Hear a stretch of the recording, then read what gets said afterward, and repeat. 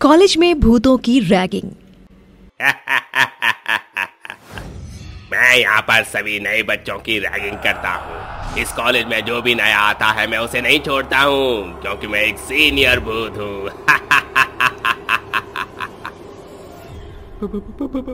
भूत?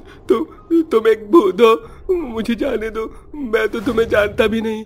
आखिर तुम मेरी रैगिंग क्यों कर रहे हो? मैंने तुम्हें बताया ना कि मैं यहाँ का सीनियर भूत हूँ, इसलिए मेरा हक बनता है यहाँ पर सबकी रैगिंग करने का। चलो अब तुम तीसरी मंजिल पर जाकर खिड़की के ऊपर खड़े हो जाओ। ये तुम कैसी बात कर रहे हो? थर्ड फ्लोर की खिड़की पर तो खड़े होने का स्पेस ही नहीं है। अगर मैं उस पर खड़ा हो जाऊंगा तो मैं मारा जाऊंगा। ये सब मुझे नहीं पता। तू थर्ड फ्लोर की खिड़की पर जाकर खड़े हो। अगर तू खड़ा नहीं होगा तो तू अपनी जान से जाएगा। बेचारा चंदन न चाहते हुए भी थर्ड फ्लोर पर जाता है और थर्ड फ्लोर के छज्जे की खिड़की पर खड़े हो जाता है और डरते हुए बोलता है, अब जाऊं?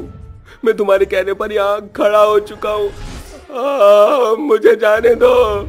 ऐसे कैसे जाने दो? रैगिंग सिर्फ इतनी ही थोड़ी ना होती है। अब तुम दीवार पर चलो। ये कैसी बात कर रहे हो? मैं एक मामूली इंसान हूँ, मैं दीवार पर नहीं चल सकता। क्यों नहीं चल सकता? जब तो इस खिड़की पर खड़ा हो सकता है तो दीवारों पर भी चल सकता है। नहीं नहीं, ये मुझसे नहीं हो सकता। तूने मुझे मना किया ना, अब तू अपनी जान गंवा जाएगा। वो भूत इतना बोलता ही है कि तभी वो उसे अपनी भूतिया शक्ति से हवा में उल्टा लटका देता है और हवा में उड़ाते हुए टेरेस पर ले जाता है। टेरेस पर से उसे वो नीचे धक्का दे देता है, जिस वजह से चंदन की अब एक भयानक मौत हो जाती है।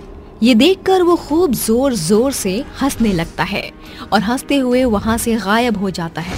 वहीं दूसरी तरफ चंदन के गिरने की आवाज पूरे कॉलेज में गूंज जाती है। उसके गिरने के साथ ही सभी कॉलेज स्टूडेंट, साथ ही कॉलेज टीचर भी चंदन को घेरे में घेर लेते हैं, जहां वो देखते हैं कि चंदन नीचे धरती पर उल्टा गिरा हुआ है और उसके सर से खून की धारा बह रही है। ये सब देखकर प्रिंसिपल टीचर बहुत ही घबरा जाता है और तुरंत वो एम्बुलेंस को फोन करता है। थोड़ी देर बाद एम्बुलेंस आ जाती है। जब उसका चेकअप होता है तब एम्बुलेंस की टीम उससे बोलती है, आपका ये स्टूडेंट अब इस दुनिया में नहीं रहा, इसे हॉस्पिटल ले जाने का कोई भी फायदा नहीं है। इतना कहकर एम्बुलेंस उसे वहां से ले जाती है और वो कॉलेज वाले चंदन का अंतिम संस्कार कर देते हैं। कुछ समय बाद सारे टीचर प्रिंसिपल सर के पास जाते हैं और उनसे बोलते हैं, प्रिंसिपल सर, आखिर हमारे कॉलेज में और कितनी लाशें दिखेंगी? हमें उस भूत का कुछ न कुछ करना ही होगा। हम कर भी क्या सकते हैं? वो भूत सभी की रैगिंग करता है। अगर उसे रोकना चाहा तो तुम्हें पता है ना, वो किसी को भी नहीं छोड़ता। वो पिछली बार की तरह इस बार भी टीचरों को भी मारना शुरू कर देगा। लेकिन हम अपनी जान बचाने के पीछे और कितने स्टूडेंट्स की जान को दांव पर लगाएंगे सर? लेकिन हम अपनी जान बचाने के पीछे और कितने स्टूडेंट की जान को दांव पर लगाएंगे? वो सभी लोग आपस में बात कर ही रहे होते हैं कि तभी प्रिंसिपल के ऑफिस की लाइट चली जाती है और उस ऑफिस में किसी के जोर जोर से हंसने की आवाज आती है। मैं बोल रहा था ना कि तुम उसकी बातें छोड़ो। देखो वो आ गया। तुम लोग मुझे रैगिंग करने से रोकोगे? ऐसा कभी नहीं हो सकता। मैं इस कॉलेज का सीनियर हूँ, सीनियर, और सीनियर होने के नाते मैं यहाँ कुछ भी कर सकता हूँ। इतना कहकर वो भूत प्रिंसिपल ऑफिस का सामान हवा में उड़ाकर इधर उधर फेंकने लगता है और अचानक ही वहाँ सन्नाटा फैल जाता है। जैसे ही सन्नाटा फैलता है वैसे ही सभी टीचर्स प्रिंसिपल का ऑफिस खोलकर बाहर की तरफ भागने लगते हैं और इस तरह अब वो अपने अपने केबिन में चले जाते हैं। ऐसे ही अब दिन गुजरने लगे और वो भूत आए दिन लोगों की रैगिंग करने लगा। ऐसे ही एक बार की बात है, रोहित नाम का एक न्यू स्टूडेंट उस यूनिवर्सिटी में एडमिशन लेता है। वो अपनी फर्स्ट क्लास लेकर सेकंड क्लास की तरफ जा रहा था कि तभी उसको एक आवाज आती है। इसका मतलब तू भी एक नया मुर्गा आया है। आज तो वही करेगा जो मैं तुझे बोलूंगा। ये बात सुनकर रोहित पीछे पलटता है, लेकिन उसे पीछे कोई भी दिखाई नहीं देता और वो उस आवाज को इग्नोर करते हुए आगे की तरफ निकल पड़ता है कि तभी उसे एक बार फिर आवाज आती है। 3rd फ्लोर की खिड़की पर जाकर खड़ा हो जा। रोहित एक बार फिर पीछे मुड़ता है, लेकिन उसे इस बार भी कोई नहीं दिखाई देता और वो बोलता है, कौन है जो मुझे मेरी क्लास लेने से रोक रहा है? हिम्मत है तो सामने आओ। उसकी बात सुनकर भूत उसके सामने आता है और हंसते हुए बोलता है, मेरे अंदर तो बहुत ही हिम्मत है। तू बहुत हिम्मत वाला है रे, इसलिए अब तू घुटने पर चलकर 3rd फ्लोर पर जाएगा और इस खिड़की पर पैरों के बल नहीं, घुटनों के बल खड़े होगा। भूत को देखकर रोहित थोड़ा डर जाता है, लेकिन वो हिम्मत जुटाकर उससे निडर होकर पूछता है, क्यों? आखिर मैं 3rd फ्लोर पर घुटने के बल क्यों जाऊं? तुम एक भूत होकर मेरी रैगिंग कर रहे हो। तुम भूत हो तो क्या समझते हो खुद को कि तुम मेरी रैगिंग करोगे और मैं खुद की रैगिंग करवा लूंगा? कभी नहीं। तू भूत से पंगा मत ले।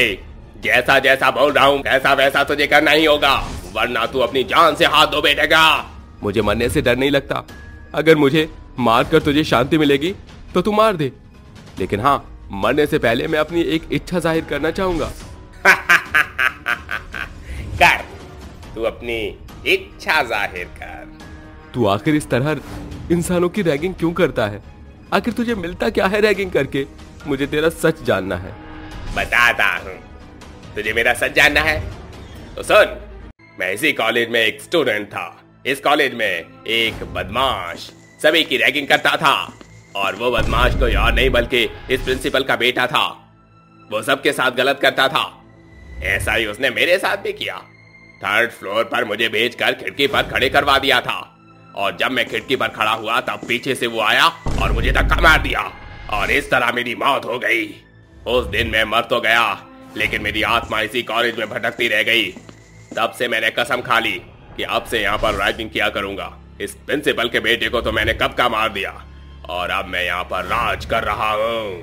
मेरी बात अगर कोई नहीं मानता तो मैं उसे मार देता हूँ।